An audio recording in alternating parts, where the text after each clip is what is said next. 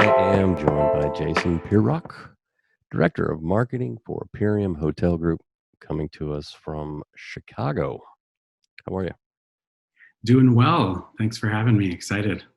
You guys are doing well. Recent couple of hotels in this year's USA Today Reader's Choice Awards, 6 hotels in 2020 Condé Nast Reader's Choice Awards, Yeah, and you got you're expanding. yeah, absolutely. Yeah, you got that right. So nominees for the USA Today. We're super excited about that. Two brand new hotels in that category. So it's awesome to see that people are just loving what we're putting out there. Yes, it is. It's good. It's good, especially amid all this mess we're in. Uh, Exactly. but we're seeing that light. Speaking of the mess we're in, how have you been the past 8 or 9 months? Yeah, it's been a whirlwind. I mean, as I'm sure everybody else has felt it too. I think personally, I describe it as like it's like I'm Bill Murray in Groundhog Day riding a roller coaster trapped inside a glass case of emotion. Like how many movies can I fit into how I'm feeling currently? Right? It's been crazy, but good. I mean, it's good. I think, it has personally caused me to slow down a little bit, maybe. I'm definitely a big traveler, so I'm missing the travel, but I think it's caused us all to sort of pause, take inventory, and maybe look at doing things a little bit differently. So tell us about your hotels, locations, types, that kind of thing. Yeah, absolutely. So all boutique hotels, we our sweet spot is right in that 125 keys. We're predominantly in the Midwest, but as you mentioned earlier, we're expanding, right? So our roots are in the Midwest. You'll see us in Minneapolis and even in Detroit and in Kansas City, but expanding into other cities like Montclair, New Jersey, outside of Manhattan, and then most recently in Tampa with Hotel Haya and Des Moines with Surety Hotel, and more to come. So that's really where we're at these days. Perfect. Did everything close and then reopen, and how has that gone? Yeah, absolutely. So all of our hotels were temporarily suspended back in March when all of this hit.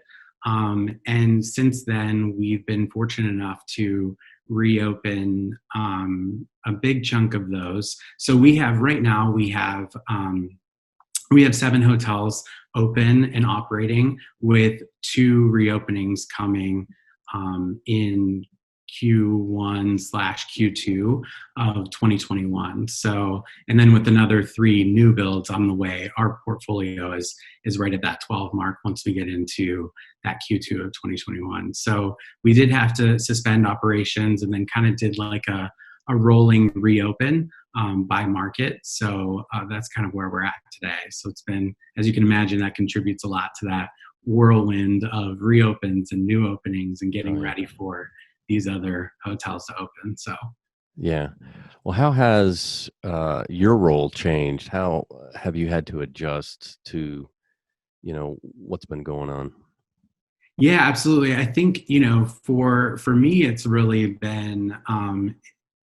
been being here in the now, focusing on those reopenings and really thinking about new openings, but in the constant changes that are happening with market changes or restrictions or protocols in the market. So it's been keeping on top of those and adapting to what's going on. So new solutions, new messaging, but also still keeping my eye on the future, right? We know that this is all going to pass eventually. So it's important that while I'm serving what's going on in the now, I'm also looking ahead. And how's the interaction with other departments? I hear a lot about uh, people are a lot more open to talking and collaborating, and there's a lot of togetherness now. It sure is. I think for us, we're already a smaller, lean team, being a relatively younger, newer company. But I will say that it's forced us to become, you know, tighter, more united, just kind of coming together for more frequent meetings that are tied to operations or all of these changes that are happening and going on, really thinking about, how do we keep each other in the loop um, at a rapid speed, right? And then, really testing and learning and trying to apply those learnings across the portfolio. And as you can imagine, it takes a village to implement new things or bring ideas to life. So it's so important that we're constantly in communication. Let's talk about some of those ideas you guys are using to promote your hotels. What kind of interesting things are going on there? Yeah, I think I would say from interesting and creative and unique. I would say that we're really relying on our lifestyle component. So that's something that's unique to us, and what we do is really bringing the local community in. So what I mean by that is partnering with collaborators and local artisans and those types of things to really give you that feel, that experience when you stay with us, to really immerse yourself in that market. And so we really relied heavily, where we can, obviously with restrictions, on that position and that unique positioning in those markets. So things like, we recently did this alley, like street, we called it like street suite at Hewing Hotel, where we partnered with some other chefs and did like an outdoor dining in the alley between two buildings behind the hotel. So that was really successful, garnered a lot of press, a lot of social. And then actually most recently, we started doing these private dining suites. So really thinking about using the hotel rooms and transforming them into these dining suites where you can have, a 5-7 course meal delivered to your room, in the privacy of no more than 6 people. So keeping it really, close and tight and intimate. And again, that's really, things like that have really helped to draw a lot of interest from a social perspective, from a PR perspective, and press and media.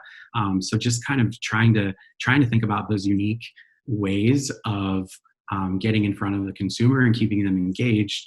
Along with the usuals, like putting a bigger focus on email and really auditing that channel and in our paid digital channels. So Right. So that sounds really good, by the way. I'm hungry now. With the yeah, time, it's pretty great. I mean, if you could go yeah, to Detroit and sit in a hotel room and have some bottles of wine with friends, you and finish, you just lay down and take a nap in your I bed. know exactly. That's the thing. You can also stay the night if you want. You're already there. So Yeah. So with the time we have remaining, Jason, any yeah. advice for hoteliers as we continue to go through this? Yeah, I think there's two things that really stand out for me, and that is don't be afraid to fail. And what I mean by that is now is a great time to test and learn and try new ideas and see what sticks. So I think that's number one. Number two is agility, innovation, and creativity pays off. So as I mentioned with like the street suite and the private dining suites, really thinking about, you know, there's no silver bullet out there, right? There's not one thing that you're going to do that is automatically going to generate revenue. But what you can do is think about those creative ways to bring people in that maybe will create a halo effect to future bookings. If somebody comes in and has a cocktail, how do you get them to stay, see the property, and potentially book in the future, or maybe even stay that night, right? So those would be my top two pieces of advice. That's some good advice. I appreciate your time, sir. Awesome. Thank you. You bet.